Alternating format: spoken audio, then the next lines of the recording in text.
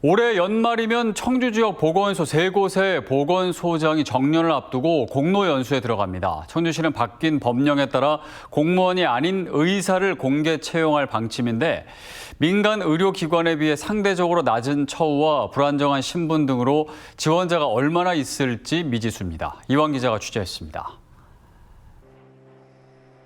청주 지역 4개 보건소 가운데 3곳의 보건소장이 올해 말 정년을 앞두고 자리에서 물러날 예정입니다. 청주시는 이 자리에 의사를 채용하는 방안을 검토하고 있습니다.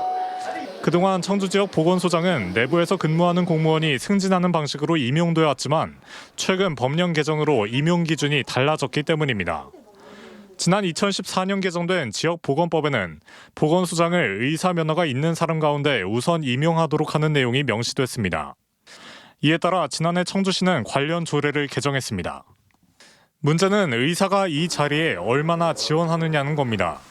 보건소장은 지역의 감염병 관리와 건강 증진 등 보건 행정을 총괄하는 4급 공무원 상당의 비교적 높은 직위지만 민간 의료기관에 비해 보수 차이가 큽니다.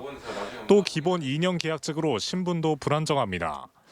이 때문에 울산 중구와 남구 보건소는 보건소장 채용을 위해 여러 차례 공고를 냈지만 지원자가 없어 재공고를 이어갔고 이후엔 응시 자격을 확대하기도 했습니다.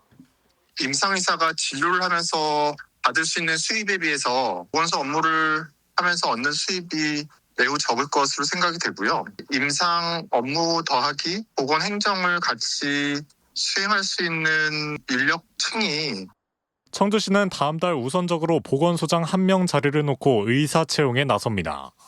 하지만 만약 채용이 불발될 경우 기존 방식대로 내부 승진을 통해 보건소장을 충원할 방침입니다. CJB 이환입니다. 고양이 20여 마리가 배설물이 가득 쌓인 공간에 방치되고 있다는 소식 전해드린 바 있습니다. 이후 청주시가 현장 점검에 나섰지만 소유주의 반대로 무산됐는데요. 청주시는 동물학대 정황을 확인하고 수사할 수 있는 권한까지 갖고 있지만 이후 별다른 조치를 취하지 않고 있습니다. 김민영 기자입니다. 언제 치웠는지 가늠하기조차 어려울 정도로 바닥에 배설물이 쌓여 있습니다. 고양이 20여 마리는 그 위를 밟고 또 앉고 누워 지냅니다. 고급 품종묘 렉도를 전문적으로 판매했던 A씨의 고양이 사육 컨테이너 모습입니다. 수의사는 이런 오염된 환경이 고양이 건강에 악영향을 줄 수 있다는 소견을 내놨습니다. 아이들이 또 사족보행을 하다 보니까 배설물들 위에서 이렇게 걸어다니고 그러면 걔네들을 그루밍하면서 섭취를 하게 될 수 있고 그러면 구토, 설사 그런 세균성 장염, 바이러스 이런 것들에 노출도 될 수 있고요. 방광염, 요도염, 신장 손상. 이 때문에 청주시도 동물학대 정황을 파악할 목적으로 출입 점검을 시도했지만 A씨는 직접 과태료 처분을 받겠다고 하며 점검에 응하지 않은 걸로 알려졌습니다. 이후 지자체로부터 권한을 받아 활동하는 명예동물보호관이 재차 찾아가 봤지만 계세요. 경계만 더 삼엄해졌을 뿐 여전히 문을 열지 않았습니다. 자기가 치우겠다라고 얘기를 했었어요. 월요일날 17일에 만나기로 다 약속까지 하고 내부까지 공개해주기로 다 약속을 받았는데 한 3일 전서부터 연락을 안 받으시더라고요, 계속. A씨는 과거에도 이런 방식으로 점검을 회피하다 끝내 위생 상태 등을 이유로 행정처분을 받은 전력이 있습니다. 하지만 청주시는 이후 별다른 조치를 취하지 않았습니다. 추가 출입 점검은 시도조차 안 했고 심지어 특별사법경찰관으로 동물학대를 직접 수사할 수 있는 권한까지 갖고 있지만 지금까지 수사는 이루어지지 않았습니다. 특사경이 해당 업무를 조금 더 적극적으로 하고자 동물학대 행위 범죄를 하고 있는 사람에 대한 어떤 체포까지 염두에 두고 압수수색을 하고 하면은 충분히 다 행사할 수 있는 권한이거든요. 학대 정황이 확인된다면 지자체는 동물들을 직접 긴급 격리할 수도 있습니다. 점검과 수사, 그리고 긴급 격리까지 가능한 수단은 마련돼 있지만 오늘도 20여 마리의 고양이들은 열악한 환경에 그대로 방치돼 있습니다. CJB 김민영입니다. 용인 반도체 산단을 위한 송전선로가 청주와 충주, 음성 등 도내 곳곳을 지나는 것으로 계획된 가운데 전국의 송전탑 반대 대책위원회들이 연합해 서울까지 반대 대행진을 시작했습니다. 대책위는 현재 송전선로 계획은 충북도민의 생존권을 위협하는 행위라며 에너지 불평등이자 지역을 수도권의 식민지로 전락시키는 계획일 뿐이라고 강력 규탄했습니다. 이번 송전선로 계획은 정부의 메가 프로젝트 추진의 일환으로 용인 반도체 산단에 전력을 공급하기 위해 수립됐으며 단양을 제외한 충북 10개 시군에 345kV 이상의 초고압 송전선로가 가설될 예정입니다. 진천군과 진천군 의회는 오늘 군청 브리핑룸에서 기자회견을 열고 격이 다른 진천 건설을 위한 공동선언문을 발표했습니다. 진천군과 군의회는 미래 산업과 농업, 교육, 문화 등 5개 분야별 발전 방향을 제시하고 지역 발전을 위해 상생 협력하기로 했습니다. 이번 공동선언은 진천군 의회가 집행부에 대한 견제와 감시를 기반으로 지역 발전을 위해 함께 협력하자고 제안해 이루어졌습니다. 충북교육청의 온라인 학습 플랫폼인 다채움에 학생이 스스로 공부할 수 있는 새로운 서비스가 도입됐습니다. 그동안 교사가 수업이나 과제를 배정하는 방식에서 벗어나 학생들의 자발적인 이용을 늘리겠다는 건데요. 높은 가입률에 비해 떨어지고 있는 실제 이용을 얼마나 끌어올릴 수 있을지 주목됩니다. 이민아 기자입니다. 태블릿으로 짧은 개념 설명을 듣고 곧바로 문제를 풀어봅니다. 정답은 바로 확인할 수 있고 틀린 문제는 오답 노트에 자동으로 저장됩니다.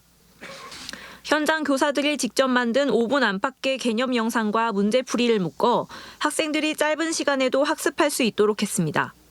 예전에는 체험 책방으로만 했었는데 지금은 태블릿으로 짧은 영상이랑 간편한 문제가 있어서 좋았어요.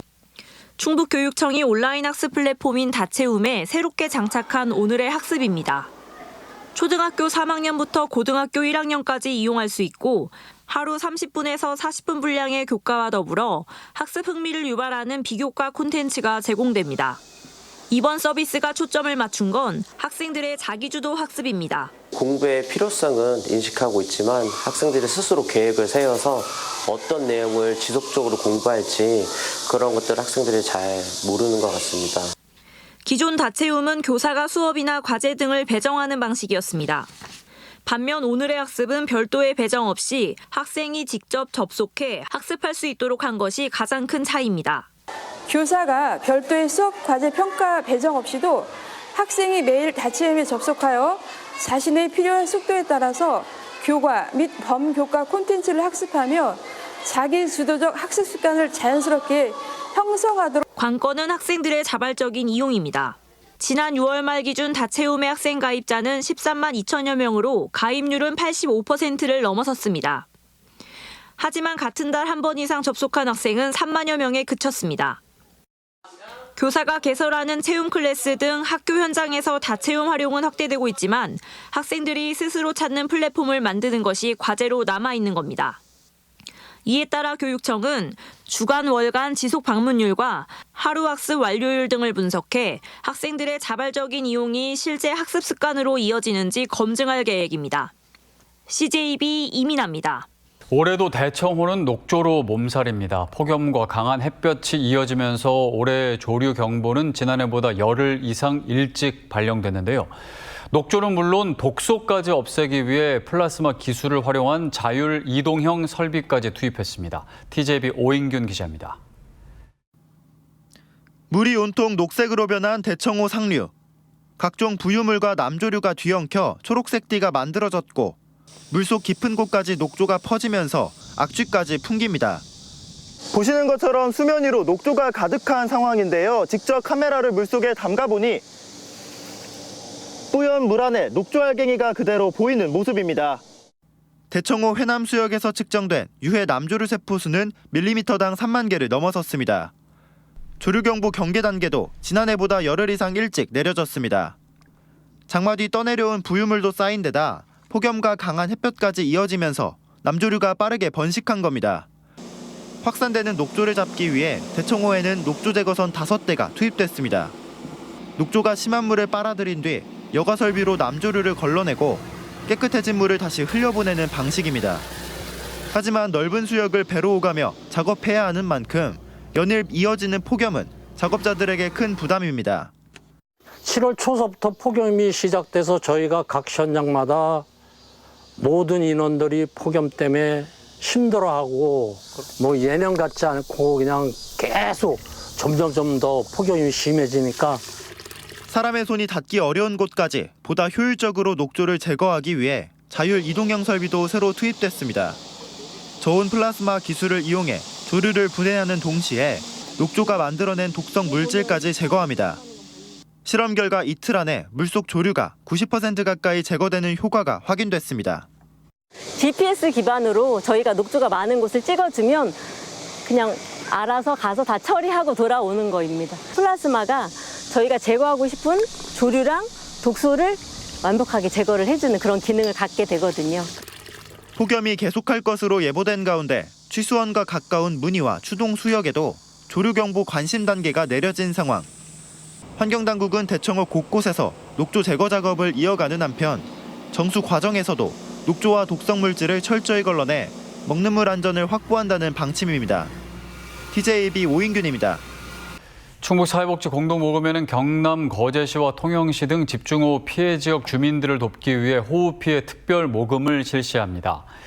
특별 모금은 충북 공동모금회 농협 계좌를 통해 다음 달 15일까지 진행되며 전국 재해구호협회를 통해 피해 주민들에게 지원됩니다. 중앙재난안전대책본부에 따르면 지난 광복절 연휴 기간 남해안 일대에 내린 집중호우로 주택과 도로 침수 등 피해 신고는 2,500여 건, 인명피해는 5명이 발생한 것으로 집계됐습니다. 청주 상공회의소 차태환 회장은 오늘 이장섭 청주시장에게 청원생명축제의 성공적 개최를 기원하며 1,500만 원 상당의 입장권 3,000장을 기탁했습니다. 청주상인은 지역 내 소외계층의 축제 관람을 지원하고 축제 참여 분위기 확산에 동참하기 위해 입장권을 기탁했습니다.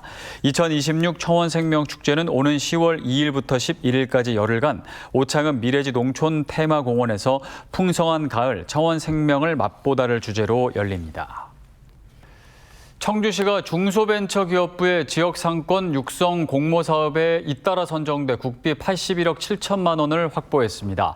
이에 따라 청주시는 소나무길 일원, 성안길 상점과 울리단길, 육거리 종합시장 등의 특성을 감안한 다양한 상권 활성화 사업을 진행할 예정입니다. 청주시는 직지와 성안길, 전통시장 등 지역이 지닌 고유한 역사 문화 자원을 청년 창업과 K-디저트 콘텐츠와 결합해 매력적인 특화 상권으로 구축하겠다는 구상을 밝혔습니다. 단양구는 대표 관광 명소인 시루섬 기적의 다리 개장식을 내일 오후 7시에 갖기로 했습니다. 시루섬은 지난 1972년 태풍 베타로 인해 남한강이 범람하면서 주민 242명이 생사의 갈림길에 섰던 아픈 역사를 간직한 곳으로 대다수의 주민이 물탱크 위에서 서로를 의지하며 14시간을 버틴 끝에 극적으로 구조됐습니다. 구는 자연 경관과 시루섬의 역사를 결합해 관광 콘텐츠를 개발해 관광도시 단양을 한층 강화할 방침입니다. 충북교육청이 오는 24일부터 7년여 만에 교육부 종합감사를 받습니다. 감사 대상은 2023년 1월부터 올해 8월까지 교육행정 전반으로 2019년보다 10명가량 많은 24명 안팎의 감사 인원이 투입됩니다. 지난 2019년 종합감사에는 65건이 지적돼 660명이 징계와 경고, 주의 등의 처분을 받았습니다. 올해 해외 연수를 취소한 청주시 의회가 오늘 의원과 직원들의 정책 역량 강화를 위한 1회 청주시 의회 의정 아카데미를 충북대 평생교육원 신원임홀에서 열었습니다. 의정 아카데미는 청주시 의회와 충북대 평생교육원, 나라살림연구소의 업무 협약에 따라 오는 11월까지 지속적으로 열리게 됩니다. 한편 오늘 첫 강의는 추가 경정 예산안 심의에 대비한 재정 용어 해설과 예산서 구조 분석 등 실무를 중심으로 진행했습니다. 괴산군은 2026년도 정책 실명제 중점 관리 대상 사업 110건을 선정해 군 홈페이지에 공개한다고 밝혔습니다. 정책 실명제는 주요 정책의 결정과 집행 과정에 참여하는 공무원의 실명과 의견, 추진 상황을 국민들에게 투명하게 공개하는 제도로 총 사업비 10억 원 이상의 대규모 투자 사업과 5천만 원 이상의 연구 용역 등이 대상입니다. 올해 공개된 대상 사업은 총 110개 사업으로 사업 내역서는 괴산군 홈페이지에서 확인할 수 있습니다. 미성년자인 의붓딸을 수차례 성폭행한 40대 계부가 구속 상태로 검찰에 넘겨졌습니다. 충주경찰서는 아동, 청소년 성보호에 관한 법률상 위계 간음 등의 혐의로 A씨를 구속 송치했다고 밝혔습니다. A씨는 지난 4월부터 이달 초까지 충주시 자택에서 함께 거주하는 10대 의붓딸 B양을 여러 차례 성폭행한 혐의입니다. 이상으로 CJB 8시 뉴스를 모두 마칩니다. 함께해 주신 여러분 고맙습니다.